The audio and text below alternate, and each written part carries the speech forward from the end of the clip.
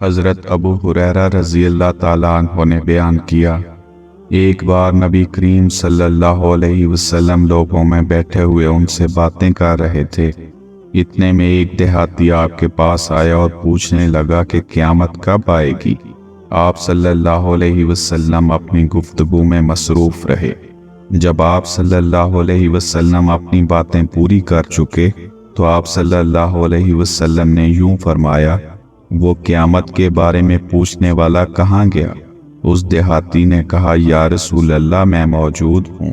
آپ صلی اللہ علیہ وسلم نے فرمایا، جب ایمانداری دنیا سے اٹھ جائے تو قیامت قائم ہونے کا انتظار کرو۔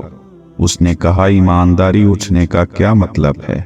آپ صلی اللہ علیہ وسلم نے فرمایا کہ جب حکومت کے کاروبار نالائق لوگوں کو سونپ دیے جائیں تو قیامت کا انتظار کر۔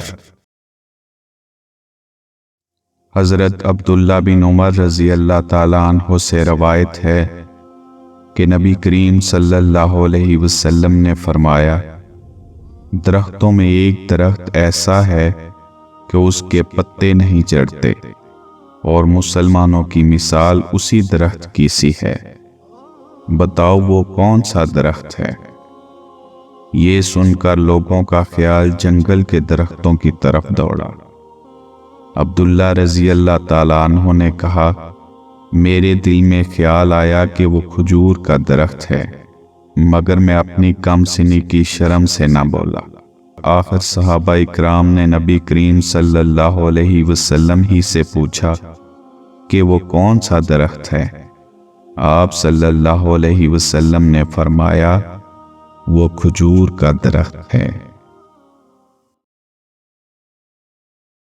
حضرت انس بن مالک رضی اللہ تعالیٰ عنہ سے روایت ہے کہ آپ صلی اللہ علیہ وسلم نے فرمایا، آسانی کرو اور سختی نہ کرو، اور خوش کرو اور نفرت نہ دلاؤ۔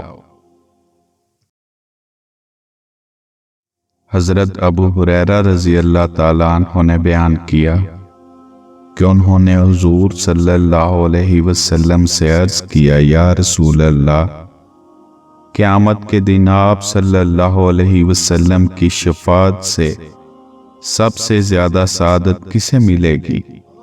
تو رسول اللہ صلی اللہ علیہ وسلم نے فرمایا، اے ابو ہریرہ، مجھے یقین تھا کہ تم سے پہلے کوئی اس کے بارے میں مجھ سے دریافت نہیں کرے گا، کیونکہ میں نے حدیث کے متعلق تمہاری حرص دیکھ لی تھی۔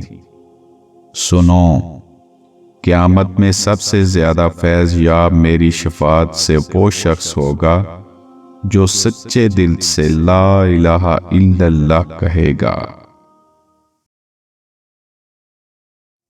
حضرت عبداللہ بن عمرو بن عاص رضی اللہ تعالیٰ عنہ سے روایت ہے کہ آپ صلی اللہ علیہ وسلم فرماتے تھے کہ اللہ علم کو اس طرح نہیں اٹھا لے گا کہ اس کو بندوں سے چھین لے، بلکہ وہ پختہ کار علماء کو موت دے کر علم کو اٹھائے گا، حتیٰ کہ جب کوئی عالم باقی نہیں رہے گا تو لوگ جاہلوں کو سردار بنا لیں گے، ان سے سوالات کیے جائیں گے اور وہ بغیر علم کے جواب دیں گے، اس لیے خود بھی گمراہ ہوں گے اور لوگوں کو بھی گمراہ کریں گے۔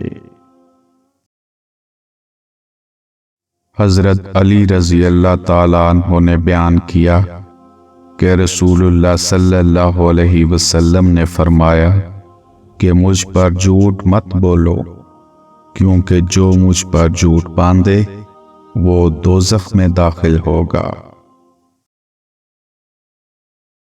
حضرت ابو ہریرہ رضی اللہ تعالیٰ عنہ سے روایت ہے کہ رسول اللہ صلی اللہ علیہ وسلم نے فرمایا کہ اپنی اولاد کا میرے نام کے اوپر نام رکھو، مگر میری کنیت اختیار نہ کرو۔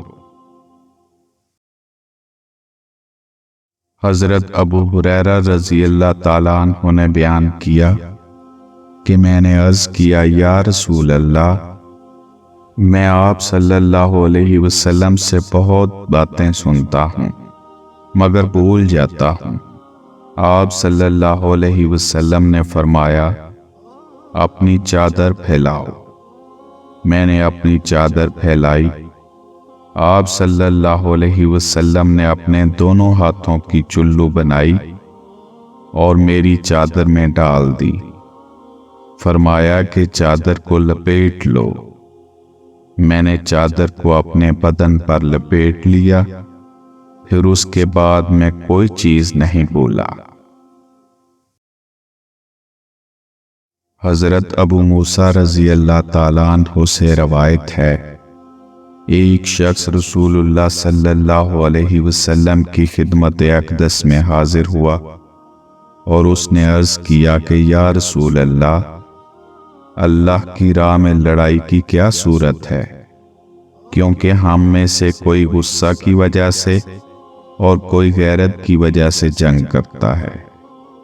تو آپ صلی اللہ علیہ وسلم نے اس کی طرف سر اٹھایا، اور سر اسی لیے اٹھایا کہ پوچھنے والا کھڑا ہوا تھا۔